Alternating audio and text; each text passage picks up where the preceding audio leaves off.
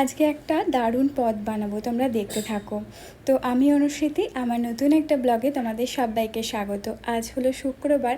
আজকে ঠাকুরঘর পরিষ্কার করতে করতে একটু দেরি হয়ে গেছে, তাই আজকে না ব্রেকফাস্টে খুব একটা কিছু বানাইনি। আজকে দুধ কলা মুড়ি মেখে খেয়ে নিলাম। ছোটোবেলাতে খেতাম, এখন আর সেরকম খাওয়া হয় না, তাই মাঝে মধ্যে খেতে ইচ্ছা করলে। আর আজকে দেখলাম দেরিও হয়ে গেছে, তো এটাই খেয়ে নিই, তাড়াতাড়ি করে হয়েও যাবে।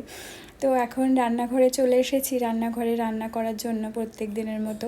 আজকে ওই মৌরলা মাছ ছানিয়ে এনেছিল, সেটা খাওয়া হয়নি, তো সেটাকে ভাবলাম আজকে একটু চচ্চড়ির মতো বানানো যাক। যদিও এটা শানি খাবে না, আমি একার জন্যই বানাচ্ছি। শানিকে একটু ডিম বা মাছ ভাজা কিছু একটা করে দেবো। এখানে বেগুন, আলু, পেঁয়াজ, টমেটো এগুলো সব আমি লম্বা লম্বা করে কেটে রাখলাম। আর ডাল করে রেখেছি, মানে ডালটাকে এবার ফোড়ন দিলাম। প্রেশার কুকারে সেদ্ধ করে রেখেছিলাম, তো ওটাকে ফোড়ন দিয়ে দিলাম। আর এবার আমি মাছটাকে ভেজে নেব, নুন হলুদ মাখিয়ে ভালো করে কড়া করে ভেজে নেব। তেলটা বেশি গরম হলে তখনই দিতে হবে, তাহলে মাছটা বেশ ভালো কড়া করে ভাজা হয় আর লেগে লেগে যায় না। তো মাছটাকে একটু কড়া মতো ভেজে নিয়ে তারপরে ওটাকে তুলে নেব। তারপরে ওটার মধ্যে আর একটু তেল দিয়ে দেবো।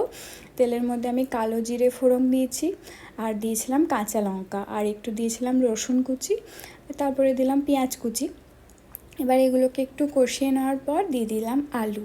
এবার যে সমস্ত সবজিগুলো কেটে রেখেছিলাম দিয়ে বেগুন, একটু টমেটো এগুলো দিয়ে দিলাম।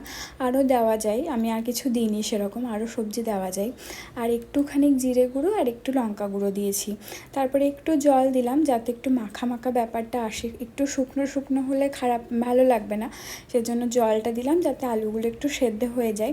একটু যখন সেদ্ধ হবে তারপরে আমি মাছগুলো একটু পরে দেবো, যাতে শুকনো শুকনো হয়ে যায়। আর এদিকে আমি ওই যে আলু করলা একটু মেখে মাখবো, সেদ্ধ করে রেখেছিলাম, তো একটা পেঁয়াজ কুচি কাঁচা লঙ্কা দিয়ে সর্ষের তেল দিয়ে এটা মাখবো। আর এদিকে আমার হয়ে গেছে, তো মাছগুলোকে দিয়ে দিলাম। এবার ধনেপাতা আর কাঁচা লঙ্কা দিয়ে ওটাকে নামিয়ে নেবো। লাস্টে একটুখানি সর্ষের তেলও দিয়েছিলাম। দেখা হবে পরে।